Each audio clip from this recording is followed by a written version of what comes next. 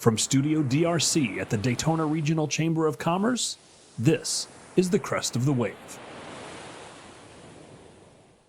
Hi, everybody, and welcome to episode 2 of Crest of the Wave here at Studio DRC at the Daytona Regional Chamber of Commerce. My name is Ken Phelps, Vice President of Resource Development, and we are here today with a very timely topic. And so I'm pleased to welcome Volusia County Emergency Management Director Clint Mecham to the program. Clint, glad to have you. Thanks for being here. Thanks for having me, Ken. I appreciate it very much. Absolutely. So we know this is kind of that time of the year, but we're going to get to storm prep in a moment. But Sure. You're, I say, relatively new to the community. You're approaching a year, but appointed to the director position last August. Correct. And coming to Volusia County from Utah. So Yes. Tell us a little bit about your background and experience and your transition from Utah to Florida. Absolutely. So I went to school at the University of Utah, so graduated from there. Entered into the fire service with Salt Lake County Fire Department, which became Unified Fire Authority in 2004. Spent 28 years in the fire service, retired last June as a division chief. The fire service ran the emergency management program for Salt Lake County, so I was the Salt Lake County EM director for 10 years there before retiring. Okay. My wife and I always came down here to Central Florida to do all the touristy stuff.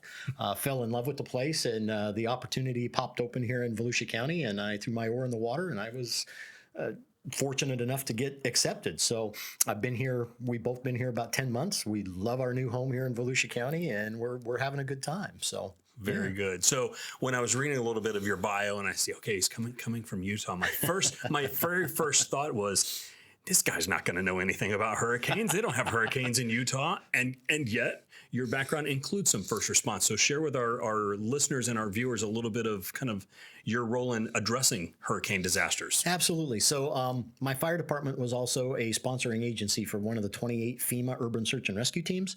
And so I became a member of Utah Task Force 1 in 2000. And so I've had the opportunity to be with the search and rescue program since 2000. And I've responded to a number of major disasters, Ground Zero at New York, Katrina, Rita, Ernesto, Dean, Barry, etc. So I spent most of October of 2022 in Lee County with FEMA, as a matter of fact, for Ian. So I've been on the response side of hurricanes quite a little bit, major hurricanes. So I do have a little bit of experience in that respect. So I'm curious, as a layperson for that industry, I wonder what are some of the differences between emergency response in Utah and Florida? Sure. And then what are the similarities? Because there's got to be some kind of standards and protocols that you follow that are the same. So one of the nice things, I traded hurricanes for earthquakes. So in Utah, earthquakes were one of our big major threats, along with wildfires. Now we still have wildfires here in Florida as well, in Volusia County, and we've had some recently, but fortunately they've not been as big as the ones that I've experienced out west. But like I said, earthquakes were one of our major threats, and those are kind of no-notice events. We don't get a lot of warning that those are coming.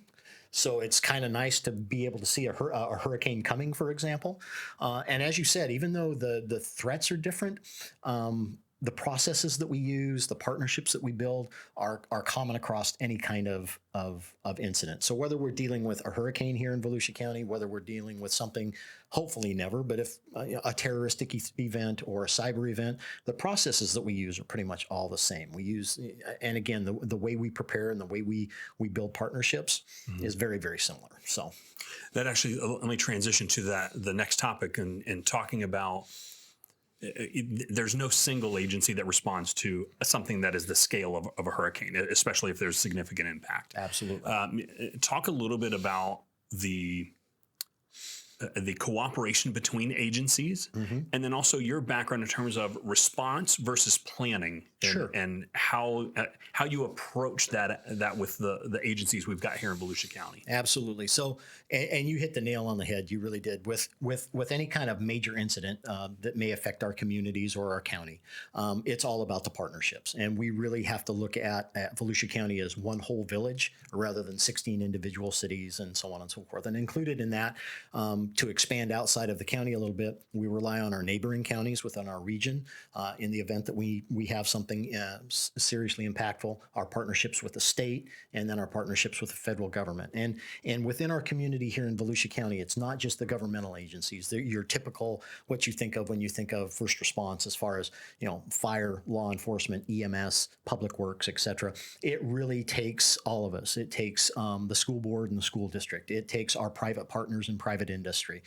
because at the end of the day, we may not be able to prevent a hurricane from hitting Volusia County, right? So our mission really is to get our citizens back to the new normal as rapidly as we can, and that really does take all of us, governmental, private, nonprofit, whatever it takes. So we spend a lot of time building relationships and understanding capabilities, so we're not doing it during the event. We have it all set up beforehand to the extent possible. Yeah.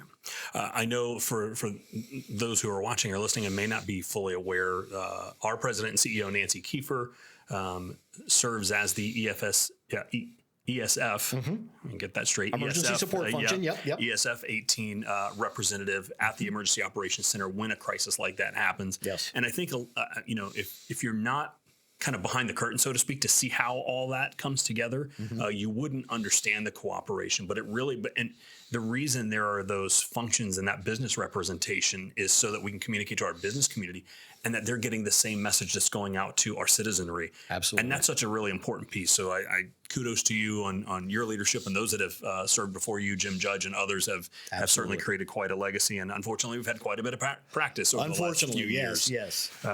Let's actually we'll talk about the coming year a little bit. We just heard from the National Oceanic and Atmospheric Administration their prediction for 2024, and to the delight of absolutely no one, it is going to be abnormally active. Yes. Now, what that means in terms of impact for Volusia County remains to be seen. We may go unscathed, and knock on wood, that will be the case. Yes.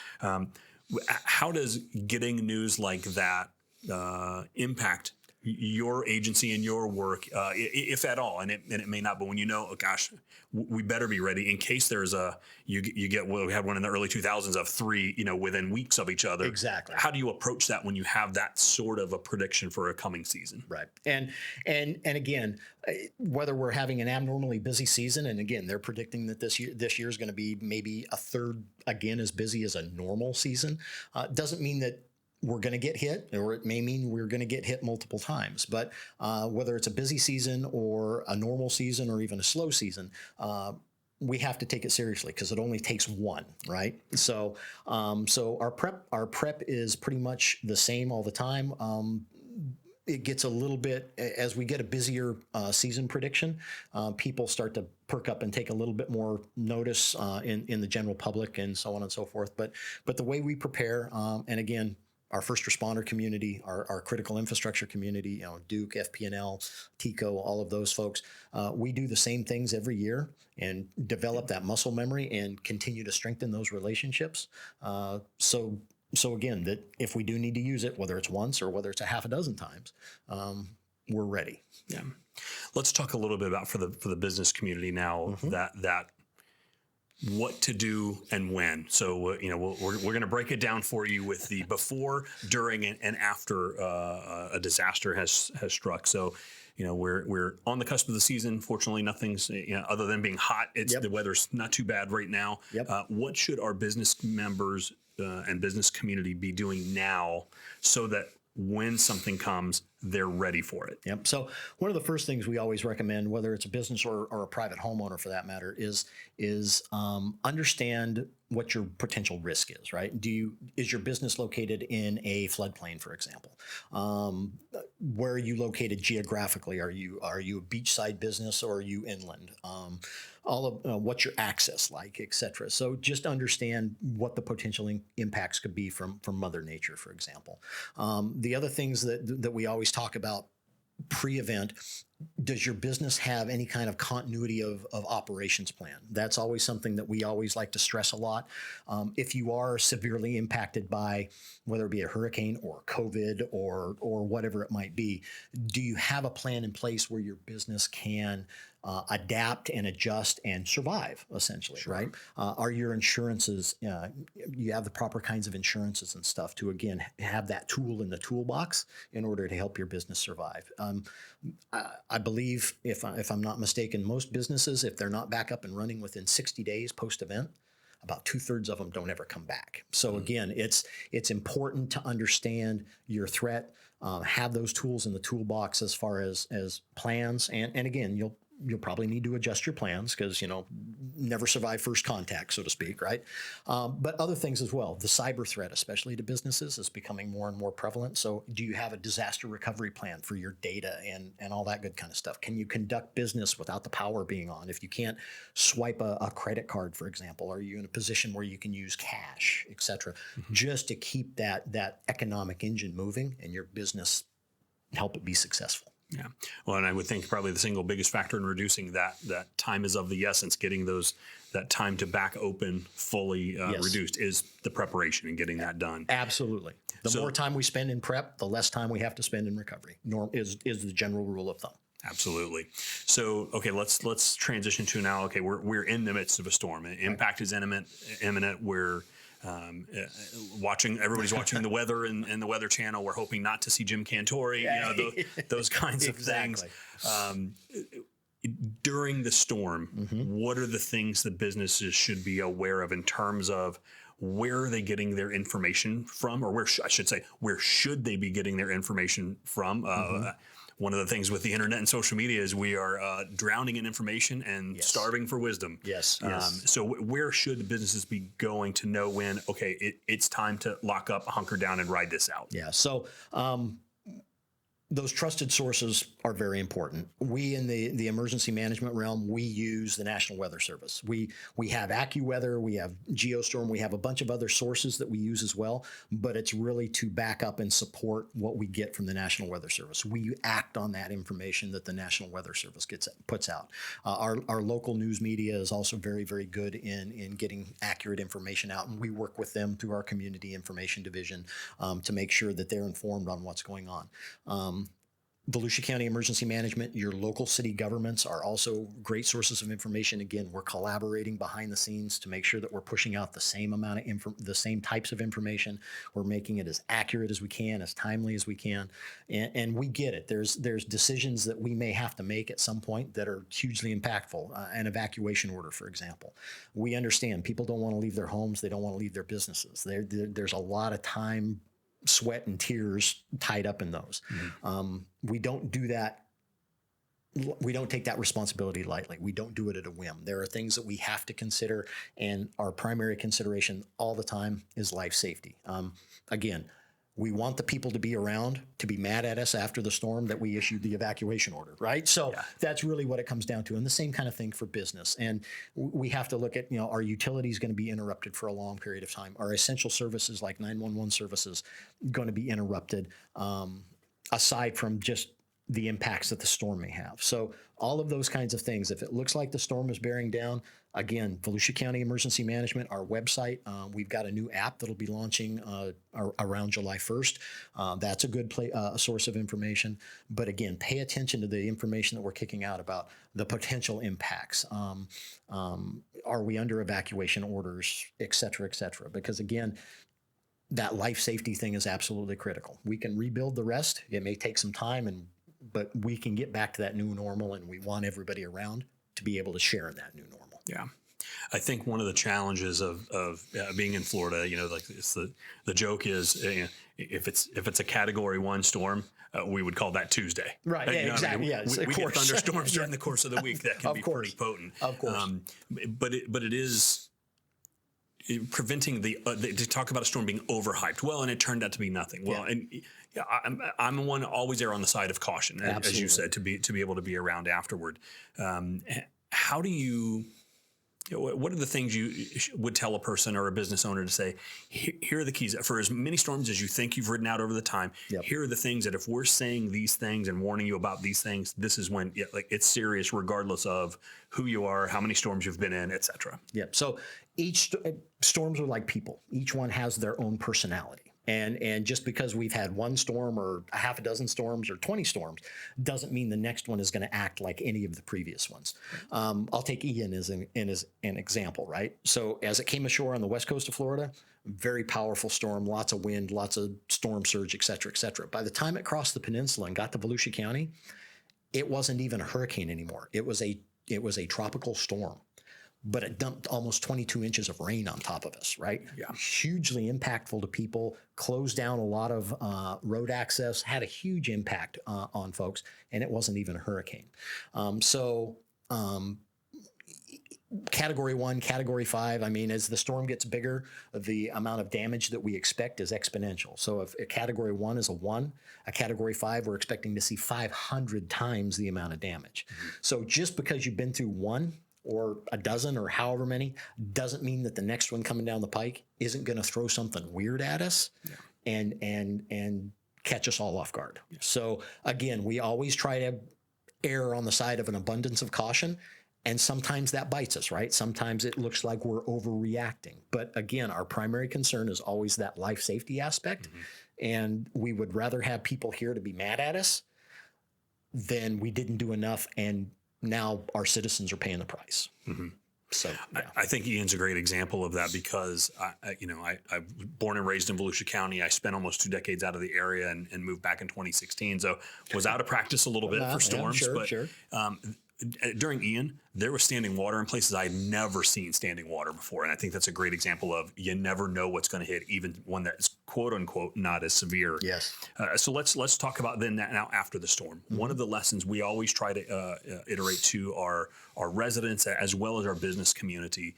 And I know Sheriff Chitwood mentions this usually at about this time of year is when you have a storm come through, in the wake of that storm, there are always folks coming to town who are looking to make a quick buck, not do the work they're promising you that they're going to do, and scam people out of their money. We always encourage people, if you need a service, whether it's roofing or fence repair or landscape repair, whatever, to utilize the Daytona Regional Chamber's membership directory because those businesses are invested in the community. They were here before the storm. They're going to be here afterwards. Exactly.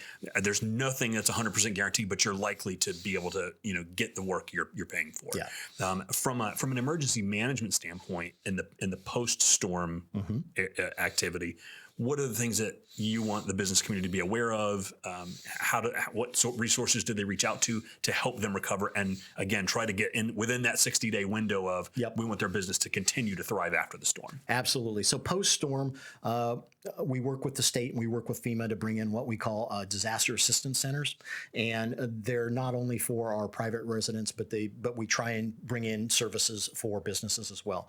There's always not always. Most of the time, there are lots of opportunities for low-interest SBA loans to help get your business back up and running, and other programs, again, to get inventory back in, get employees back in, et cetera, and get that economic engine driving again. And those assistance centers are a good place to get some legal help, understand what the programs are that are available to you, et cetera, et cetera. So we try and push that information out to our citizens and our business community just as rapidly as possible and as often as possible so people understand. Some of the other things, again, insurance. It can be a bad word in the state of Florida right now. I understand that, but it is a key piece of creating a resilient community, right? So business owners, again, do you have the right kinds of insurance? Do you have the right levels of insurance? Have you documented what your business and your possessions look like before the storm? And then before you start cleaning up, document what that looks like after the storm. So you've got before and after. And even if your insurance declines you've got that documentation and the insurance decline and all that good kind of stuff that will help aid potentially in the process for state and federal programs to get you back up and running. Because it really is about getting the stores back open, getting the kids back in school, getting mom and dad back to work. That really is some of the key important pieces of getting that life back to that new normal. And that's definitely where we want to get everybody. Yeah, most definitely. Well, I think let me ask one final question. If there was one item that we haven't covered yet, but you think this is a critical message or piece of information the business community needs to know from the emergency management director, what would you want to share with them? So private business, again, I'm used to working within government. I've been doing it for decades, right? First as a first responder, and then in the emergency management realm, going from solving problems to coordinating issues. Our private business partners have capabilities that we don't have in government sometimes, or they can do things in a more timely manner than we can in government sometimes. So being registered with your chamber in the Better Business Bureau, for example, so we know that it's a reputable business that we can go to you. If you see a need in the community, reach out to us and let us know. And it doesn't have to be after the storm. It can be pre-storm. Hey, have you guys thought about this? Because the more brains and more eyes we get on a problem, normally the better the solution we get. So again, it really does take this whole community effort, and private business is an absolutely critical factor in that. They're the ones out there repairing the roofs, replacing windows, making sure the people have groceries, et cetera, et cetera. So again, if there are things that maybe we've missed in the past, or opportunities that they're aware of that we may not be aware of, I always encourage the business industry to reach out to us, because, like I said, they are that key critical partner to helping all of us. So that would be one thing that I would like to push out to the business community here is please look at yourself as a partner and not a competitor with government, especially when it comes to these kinds of events. Well, we're glad to have you in the community. Hope you're coming up on first year anniversary, and we wish you many more here. But thanks for taking the time to chat with us a little bit and being a guest on our podcast, the second episode ever, which is pretty cool. Yeah, very cool. Very timely. And Clint, thanks for your time, and thanks for your service to the community. I appreciate it very much. Thanks for having me again. All right. Well, and thanks to everybody for watching and listening. Again, our ask at this point is just to subscribe wherever you get your podcasts, share, spread the word, make sure that others are getting this great information. It's not easy to have access to folks with expertise like Clint on a daily basis. So when you're able to get that information, we hope that it provides some value for you as both a member of the Daytona Regional Chamber and a member of the business community. And with that, we'll bid you so long until next month, and hope you catch the next Crest of the Wave. If you enjoyed this podcast, please be sure to subscribe wherever you like to listen to podcasts. For more information on our business community, visit our website at DaytonaChamber.com. Until next time, be ready to catch the next Crest of the Wave.